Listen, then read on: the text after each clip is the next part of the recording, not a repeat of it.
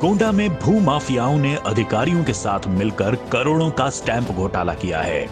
फर्जी तरीके से नगरपालिका की जमीनों पर कब्जा कर उसे औने पौने दामों पर बेच दिया गया।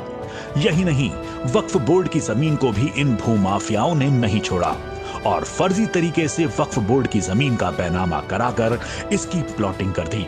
अब इन भू माफियाओं के खिलाफ शिकायत की गई।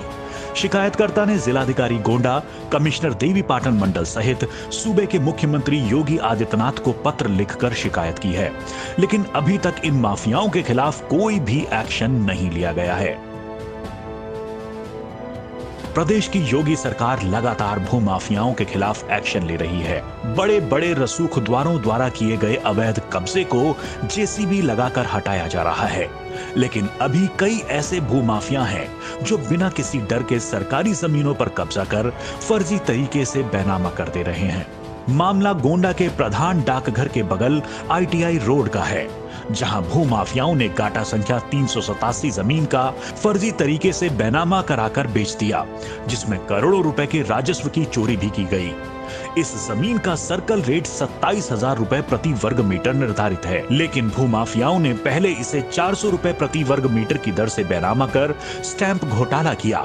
इसके बाद इसी जमीन को 2018 में 8,000 रुपए प्रति वर्ग मीटर की दर से बेचकर 2 बार में करोड़ों रुपए का घोटाला किया। इसकी शिकायत DM से लेकर सूबे के CM तक पत्र द्वारा की जा चुकी है। ये स्थित मौजा छावनी सरकार गाटा संख्या 387 ये बैनामा जो है कराया गया है तौफीक एवं अरफात द्वारा जो है 2 बार में जो है 1/2 करके जो बैनामा लिया गया है।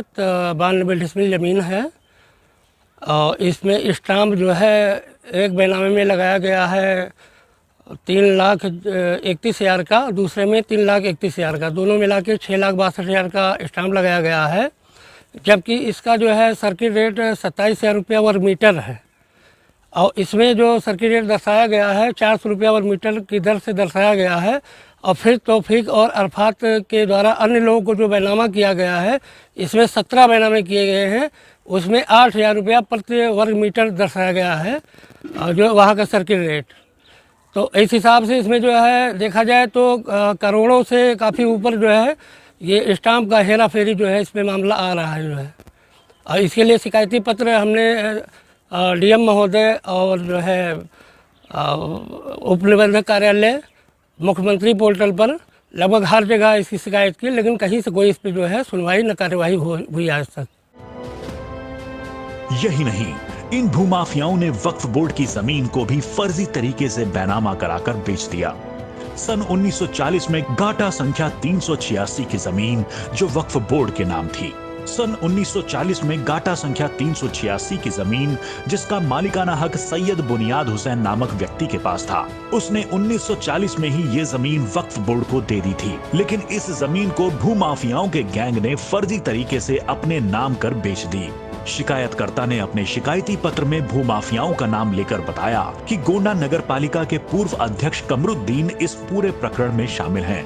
उनके शह पर ही भूमाफिया खलील, रईस और अरफात ने इस पूरे खेल को अंजाम दिया है। शिकायती पत्र में शिकायतकर्ता अनिल कुमार मिश्रा ने आरोप लगाते हुए कहा कि भूमाफियाओं ने अधिकारियों से मिलीभगत कर नजूल जमीन को फर्जी तरीके से बैनामा कर बेच दिया।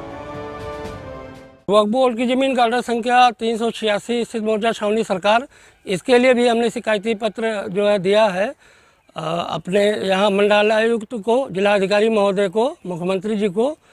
इसमें जो है ये ज़मीन मूल खातेदार इसके से थे जो है सैयद बुनियाद ने इसको जो है 1940 में वक्फ बोर्ड के नाम रजिस्टर्ड कर दिया था उप निबंधक कार्यालय में।